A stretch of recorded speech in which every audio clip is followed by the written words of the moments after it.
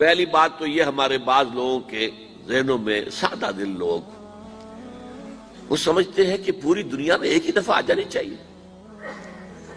یہ کوئی علاقائی خلافت تو نہیں ہو سکتی، خلافت تو عالمی ہوتی ہے. ان سے میں کہتا ہوں عالمی خلافت کب تھی جناب؟ یہ تو نہ خلافت راشدہ میں عالمی تھی. کیا ہندوستان شامل تھا اس میں؟ کیا چین شامل تھا؟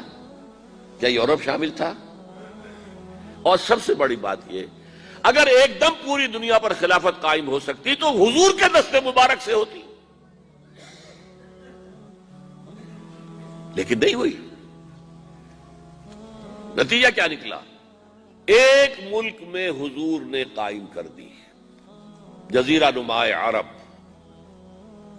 یہاں خلافت قائم ہو گئی، حضور خلیفہ ہے. اب وہ نقطہ کون سا ہوگا، نقطہ آغاز کون سا ہوگا؟ اس میں پہلی بات تو میں نے کہا جو شک کرے گا اس کا پھر ایمان مشکوک ہے. ہوگا، لازماً ہوگا، گلوبل ہوگا، پوری دنیا میں ہوگا. کہاں سے شروع ہوگا اس میں آپ اختلاف کر سکتے ہیں، لیکن مجھے تو دو حدیثیں تو ملی ہیں جن سے یہ اندازہ ہوتا ہے کہ یہ اس مشرقی خطے سے ہوگا، عرب کے مشرق کی جانب کسی ملک سے ہوگا، کسی خطے سے ہوگا. وہ حدیثیں بھی اب آپ پڑھ لیجئے پہلے. پھر میں کہہ رہا ہوں یہ خزانہ ہے جو ہم نے آپ کی خدمت میں پیش کیا ہے، کاش کہ آپ اس کی قدر کر سکیں. یہ حدیثیں آپ کو ازبر ہو جائیں، یاد ہو جائیں، لوح قلب پر نقش ہو جائیں. ہندوستان اور خراسان یعنی موجودہ افغانستان کا ذکر. ابن ماجہ کی روایت ہے عن عبداللہ ابن الحارث رضی اللہ تعالی عنہ قال رسول اللہ صلی اللہ علیہ وسلم یخرج ناس من المشرق یؤتئون للمہدی یعنی سلطانہ، یعنی سلطانہ، دونوں طرح سے پڑھ سکتے ہیں. حضرت عبداللہ ابن حارث فرماتے ہیں رضی اللہ تعالی عنہ کہ حضور نے ارشاد فرمایا مشرق کی طرف سے وہ فوجیں نکلیں گی، لوگ آئیں گے جو عرب میں مہدی کی حکومت قائم کریں گے. یہ مہدی کون ہوں گے اس کا ذکر میں ذرا بعد میں کروں گا، لیکن نوٹ کر لیجئے کہ مہدی سے پہلے لازماً کسی مشرقی علاقے کے اندر وہ نظام قائم ہو چکے گا، تب وہاں سے فوجیں آئیں گی نا. یہ مشرق کون سا ہے؟ عرب کے مشرق میں آپ چلیے ایران بھی آ جائے گا، افغانستان بھی ہے، پاکستان بھی ہے، اور اگر اسے اور توسیع دیں تو ہندوستان بھی ہے.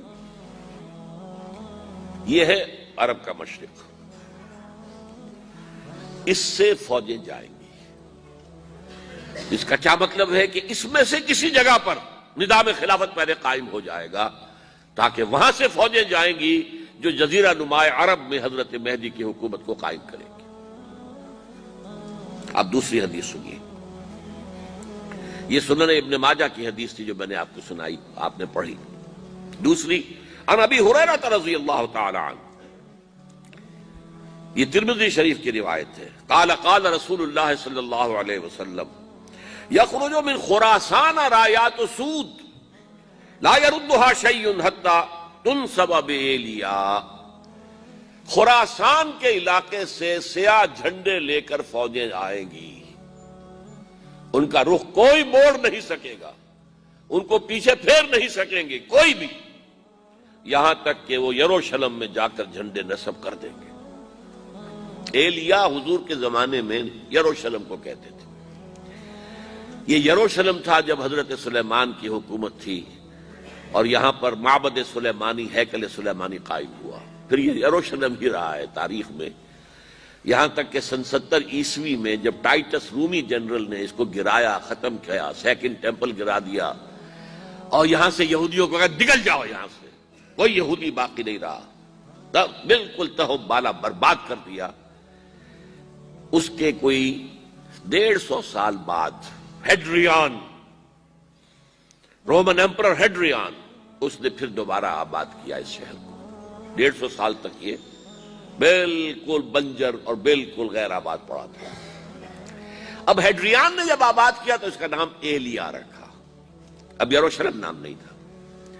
تو حضور کے زمانے میں پھر اس کا نام ایلیا تھا. اور اب اس سے کیا معلوم ہو رہا ہے کہ یہ یروشلم مسلمانوں کے قبضے سے اس وقت نکلا ہوا ہوگا. ایک دفعہ پہلے نکلا تھا، سن 1099 عیسوی میں مسلمانوں کے ہاتھ سے نکلا. کروسیڈرز، عیسائیوں نے آ کر اس کو قبضے میں کیا، لاکھوں مسلمانوں کو مارا، قتل کیا. اس کو 1187 عیسوی میں واپس لیا ہے. کس نے لیا ہے؟ صلاح الدین ایوبی. کرد، عرب کھوکھلے ہو چکے تھے، عربوں نے کھویا، واپس نہیں لے سکے. بہت حکومت کر چکے تھے، 400-500 برس کی حکومت کر کے، اور ان کے عیش اور ان کے آرام، اب ان میں جان نہیں تھی کہ وہ واپس لے سکے. واپس لینے والا گرم کرد خون تھا، صلاح الدین ایوبی. تو گویا کہ اب آپ سمجھئے کہ 88 برس تک عیسائیوں کا قبضہ رہا یروشلم پر. اب 1967 میں یہودیوں نے قبضہ کیا ہے، اور اب 38 برس تو ہو گئے، 88 نہیں تو 38 برس تو ہو گئے ہیں. لیکن وہ دور آئے گا کہ اب پھر لیں گے. لینے والے عرب بھی نہیں ہوں گے، خراسان کے علاقے سے فوجیں آئیں گی. یہ خراسان کیا تھا؟ ایلیا تو میں نے آپ کو بتا دیا، یروشلم کا نام ہے. خراسان اس زمانے میں ایک بہت بڑے ملک کو کہتے تھے. کچھ حصہ پاکستان کا بھی اس میں شامل ہے، کچھ حصہ ایران کا بھی ہے. ایران کے اس حصے کو اب بھی خراسان کہتے ہیں. وہ ایک صوبہ ہے، خراسان ایک صوبہ ہے ایران کا، چھوٹا سا.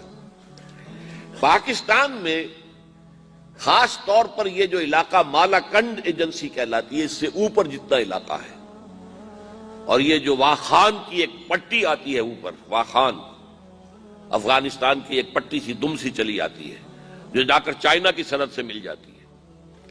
یہاں سے لے کے یہاں تک یہ جو مالاکنڈ کا وہ درہ ہے اور پہاڑ ہے، یہ بھی خراسان کا حصہ ہے. باقی تقریباً 2/3 آف افغانستان ساؤدرن حصہ نہیں ہے خراسان کا حصہ. یہ سیستان کہلاتا تھا، یہ خراسان نہیں ہے. لیکن یہ کہ اوپر کا 2/3 آف افغانستان، اور اس کے ساتھ یہ جو عرب، جو اب یہ ترک ممالک آزاد ہوئے ہیں سوویت یونین کی ڈسولوشن کے ساتھ، یہ سارا علاقہ کہلاتا ہے خراسان بزرگ، دی گریٹ خراسان. ایک مرتبہ ایک یہاں کا جو کونسلیٹ ایران کا وہ آئے تھے میرے پاس، ان کے ایک اہم آدمی. ان سے میں نے پوچھا خراسان، تو پہلے تو ان کا خراسان ہمارا ایک صوبہ ہے. میں نے کہا نہیں مجھے خراسان. او خراسان بزرگ، وہ جو آپ دی گریٹر خراسان کی بات کر رہے ہیں، وہ یہ تھا. پھر میں نے اور ذریعوں سے بھی تحقیق کی. پہلے خیال تھا کہ پورا افغانستان اس میں شامل ہے، لیکن اب معلوم ہوا کہ نہیں. یہ جو جنوبی حصہ ہے یہ سیستان کہلاتا تھا. کچھ بلوچستان کا حصہ اس میں شامل تھا، اور کچھ یہ جنوبی حصہ افغانستان کا. یہاں سے فوجیں جائیں گی، اور یہ فوجیں جا کر خراسان سے چل کر ایلیا پہنچیں گی، یروشلم پہنچیں گی، اور اپنے جھنڈے گاڑ